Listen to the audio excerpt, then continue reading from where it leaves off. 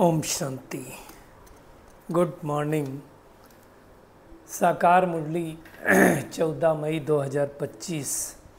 बाबा का मीठा मीठा पत्र। हम मीठे मीठे बच्चों के मीठे मंथन के लिए मंथन शुरू करने से पहले सुख के सागर शिव बाबा की सुख भरी किरणों के नीचे बैठ जाते हैं और अनुभव करते हैं कि मैं सुख स्वरूप आत्मा हूँ, सुख के सागर की संतान हूँ।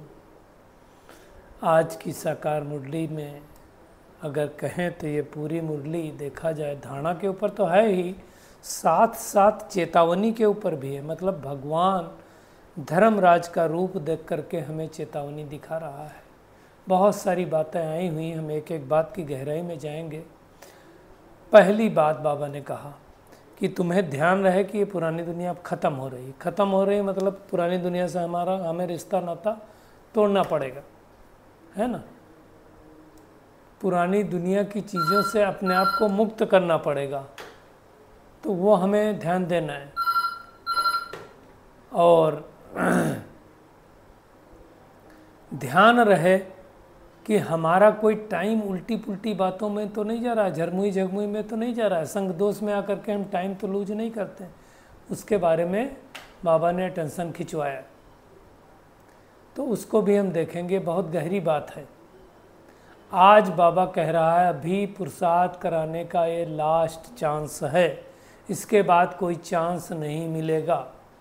और लास्ट में बाबा ने कहा, चेतावनी दी आज कि लास्ट में साक्षात्कार होगा।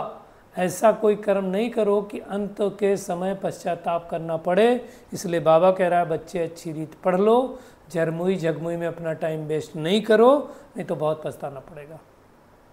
ऐसे ऐसे माया कर्म कराएगी, बाबा कहता जो कभी नहीं किए होंगे वो भी करना पड़ेगा। तो हमें बहुत भाई अच्छी तरह से समझना है। आज फिर से बाबा ने कहा कि चार्ट रखो, मालूम पड़े ना कितने विकर्म नष्ट हुए हैं, सारे दिन में हमने कितना याद किया। और फिर से अटेंशन खिंचवाया है कि जो पाप कर्म किए हैं अभी तक उनको बता दो। फिर से कह रहा है 5-6 साल से तो याद रखना नहीं है ना। आज बाबा ने एक बात और कही जो मुझे बहुत ही सटीक लगी। पांडव और कौरव दोनों को बाबा ने कहा ताज नहीं दे सकते।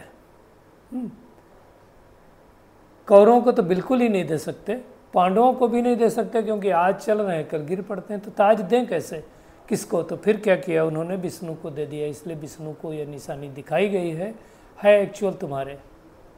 आज बाबा ने कहा तुम्हारा कमांडर इन चीफ को जैसे दुनिया में होता है, तो उसके बारे में भी बाबा ने कहा कि तुम्हारा कमांडर तो एक ही है, परमात्मा, लेकिन यादवों का कमांडर कौन है। कमांडर चीफ शंकर को कहेंगे ना, क्योंकि शंकर विनाश कराते हैं। तो इसकी हम गहराई में जाएंगे। तो और लास्ट में कैसे कैसे बाबा ने कहा शरीर छोड़ेंगे, तो भी बताया। कुछ शाक में शरीर छोड़ेंगे, कुछ जहरीली गैस खा करके विनाश तो होने। तो बहुत ही टफ मुरली बाबा आजकल चला रहा है, हमें ध्यान रखना है ना। याद के चार्ट की डायरी बना लेना है, पता तो चले क्या हो रहा है। और एक बात बाबा ने कही कि संगम युग की विशेषता क्या है। पढ़ते हैं यहाँ प्रारब्ध कहाँ मिलती, सतयुग में। बाकी सारे कल्प में ऐसी कोई प्रारब्ध नहीं होती, पढ़ाई नहीं होती कि हम यहाँ पढ़ें और उसका प्रारब्ध मिले। सतयुग में ऐसा कभी नहीं होता है। तो ये सारा टेंशन बाबा ने खिंचवाया है। तो हम शुरुआत करेंगे कि भगवान इतना ज़्यादा हमको टाइट होकर के क्यों बोल रहा है, क्यों भगवान हमें इतना अटेंशन दिलवा रहा है। क्योंकि देखिए एक चीज़ पक्का समझ लो, अगर हमारे अंदर कोई विकर्म रह गए तो फिर सज़ा तो खानी पड़ेगी, और सज़ा खाएंगे तो पद भी भ्रष्ट होगा। क्योंकि बाबा ये नहीं चाहता है कि लास्ट टाइम में बाबा के समय, बाबा तो धर्मराज के रूप में होगा, और उसके सम्मुख जाएं और भगवान के सामने उसके बच्चे को सज़ा मिले। इसलिए बाबा ने कहा ना, जितना जितना याद किया होगा, जितना सर्विस की होगी, उतना ऊंच पद पाएंगे। देखिए विघ्न हमारे याद में ही आते हैं। अगर याद नहीं किए होंगे, पावन नहीं बनेंगे तो धर्मराजपुरी में सजा खानी पड़ेगी, इज्जत भी जाएगी, पद भी भ्रष्ट होगा और सब साक्षात्कार होगा। बाबा कहता है वो कुछ कर नहीं पाएंगे। फिर क्या आएगा? बाबा कहता है कि फिर साक्षात्कार बाबा कराएगा कि तुमको इतना समझाया, फिर भी तुमने याद नहीं किया, पाप रह गए, अब खाओ सजा। देखो उस पढ़ाई में तो क्या होता है, हम अगले साल कर लेते हैं, लेकिन इसमें ऐसा नहीं कर पाएंगे। अफसोस करेंगे कि हमने नाहक टाइम गंवाया, लेकिन फिर कुछ कर नहीं सकेंगे, फिर तो सजा खानी पड़ेगी ना। उस टाइम तो पढ़ नहीं सकेंगे ना, पश्चाताप करना पड़ेगा उस टाइम। इसलिए बाबा अभी फिर से राय दे रहा है। क्या राय दे रहा है? बच्चे अच्छी रीत पढ़ लो, झरमुई झगमुई में टाइम वेस्ट नहीं करो। तो पक्का करें, हम भी पक्का कर रहे हैं, आप सब लोग भी पक्का करें, हमारा फालतू चीज़ों में कोई टाइम तो नहीं जा रहा है, नहीं तो पछताना पड़ेगा। बाबा तो कह रहा अंत समय में इतनी आत्मा की शक्ति गिरेगी कि चोरी नहीं कभी की होगी, वो भी कराएगी। बाद में स्मृति में आएगा कि मैंने नाहक चोरी कर ली, मैंने नाहक चीज़ उठा के खा ली, अब होगा क्या? परिस्थितियाँ ऐसी बनेंगी, मिलेगा नहीं आपको। बाबा ने तो कई बार मुरलियों में कहा है कि जो खाने की चीज़ें होंगी ना वो ख़राब हो जाएंगी, कीड़े पड़ जाएंगे, पानी भी नहीं मिलेगा पीने का। ये बहुत सारी बातें बाबा ने ऑलरेडी बतलाई हुई हैं, ये होगा। तो हमें क्या करना चाहिए? अभी से उसकी तैयारी करना चाहिए, मतलब अपने अंदर शक्ति भरना चाहिए। क्योंकि कई लोगों की आदत होती है, मैं देखता हूँ, मधुबन जाता हूँ वहाँ भी देखता हूँ, वो जाते हैं, वो किचन में जाएंगे और उठा लेंगे। अरे भाई पूछ लो ना, कोई तो होगा वहाँ निमित्त, बगैर पूछे कोई चीज़ उठानी नहीं चाहिए। तो इस बात पर बहुत ध्यान देना है कि हमें ये पढ़ाई अच्छी रीत पढ़ना है। अभी नहीं पढ़ेंगे तो दोबारा चांस नहीं मिलेगा। आज बाबा ने जो एक बात और कही, ज्ञान और योग, योग भी बाबा ने कहा ज्ञान है, ज्ञान तो ज्ञान है ही है। तो अब ऐसा क्यों कहा बाबा ने? योग भी ज्ञान है और ज्ञान तो ज्ञान है ही। देखिए हमारा योग कैसे लगता है? ज्ञान के आधार पर। ज्ञान है कि मैं आत्मा हूँ, तो आत्मा समझ के मैं परमात्मा को याद कर पाता हूँ, नहीं तो याद ही नहीं कर पाऊंगा ना। तो ज्ञान के द्वारा ही हमको समझ मिलती, ज्ञान के आधार से योग लगता है। देखो परमधाम तो हम थे, लेकिन अभी कैसे जाते हैं? ज्ञान के आधार पर जाते हैं। आत्मा किसके आधार पर? दिखाई तो देती नहीं है, ज्ञान के आधार पर। तो ज्ञान के लिए ज्ञान भी है और योग के लिए बाबा को ने समझाया आत्मा समझ के याद करो। यानी ज्ञान का मतलब हो गया समझदारी, और भगवान आकर के हमें ये समझदारी देता है। तो अब वैसे हमें समझदार बनना है, और समझदार बनने के लिए बाबा ने कहा कि माँ में कम याद करो। बस मुख्य बात यह है कि याद करो, बगैर याद किए कुछ होगा नहीं। आज बाबा ने दूसरी बात कही कि गाते हैं दूर देश का रहने वाला आया देश पर आए, है ना। अब क्या भगवान को अपना देश नहीं है तो दूसरे देश में आएगा?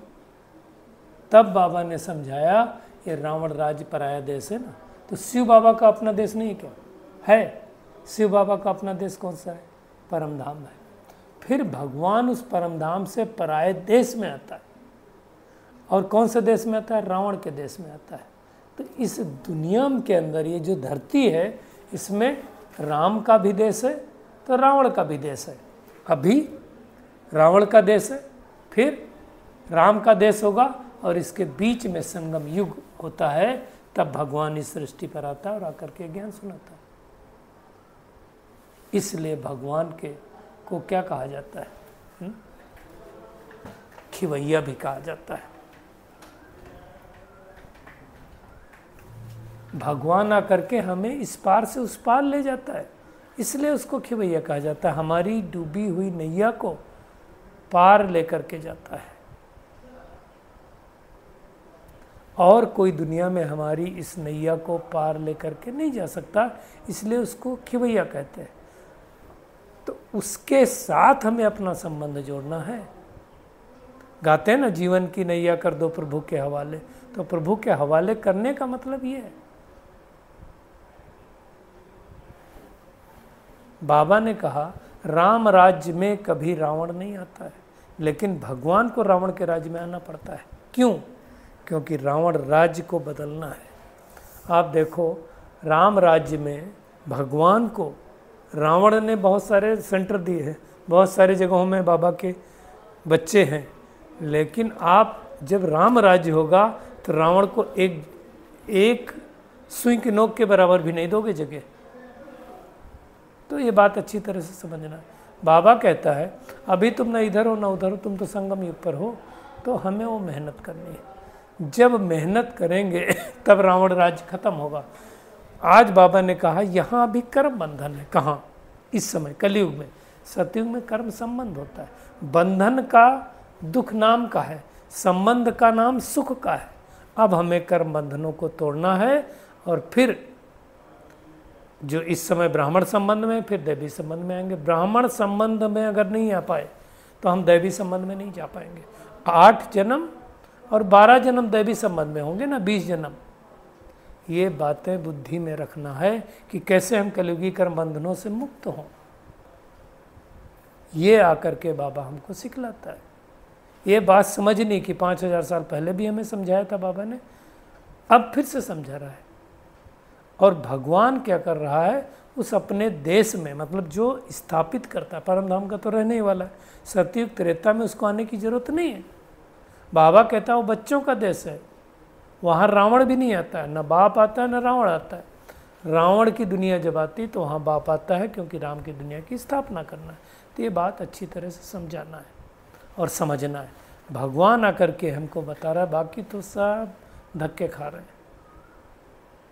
बाबा ने कहा जो बहुत थके हुए होंगे ना, जिन्होंने कल पहले रास्ता लिया होगा वही आएंगे, सब नहीं आएंगे, सबके बस का नहीं है। ये वाली बातें किसी को पता नहीं है। बाबा ने कहा तुम सीधा जाएंगे सुखधाम, सीधा मतलब परमधाम होके जाएंगे।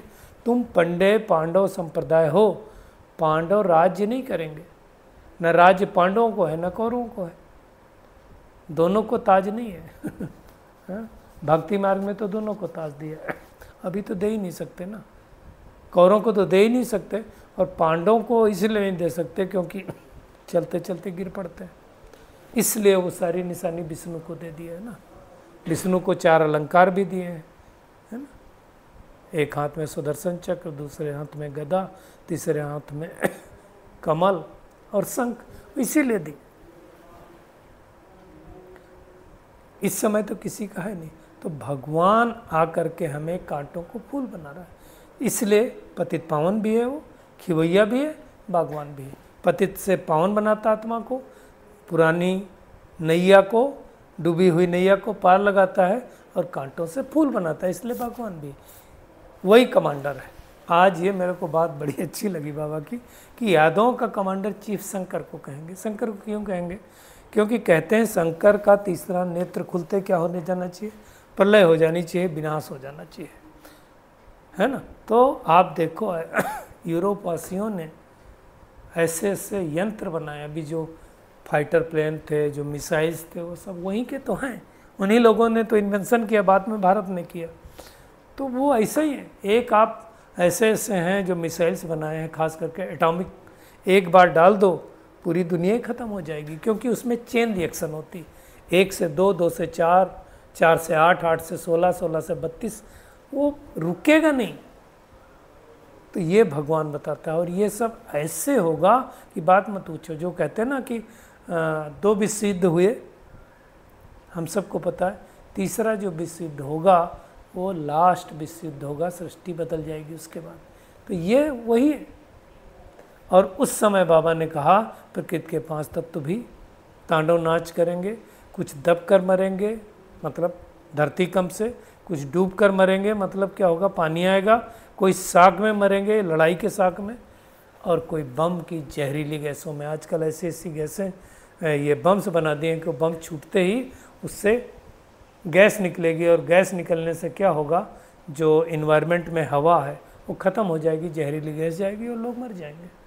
जैसे वो बताते ना, हिटलर क्या करता था, वो जहाँ छिपे होते थे वो टैंकों में, सुरंगों में जहरीली गैस डाल देता था। आज ये जो केमोथेरेपी हो रहा है, वो क्या है, रेडिएशन क्या है, वो वही है सब, जहरीली गैस वाला ही है हिसाब किताब। खैर उसको हमारा टॉपिक नहीं है आज। तो ये सब होना है, इसलिए बाबा ने कहा अब तुमको लास्ट चांस है,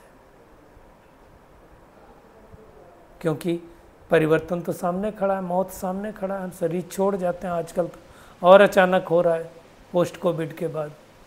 इसलिए बाबा कहता है मुझे याद करो और अपने घर को याद करो, इससे ही तुम्हारी अंतमति गति हो जाएगी, अपने पास घर चले जाएंगे।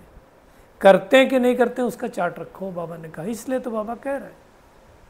आज तो बाबा कहता है बगीचे में बैठ के याद करो, दुकान पे ग्राहक नहीं तो याद करो, नोट करो करते क्या है, तो वो हमें अच्छी तरह से ध्यान देना है,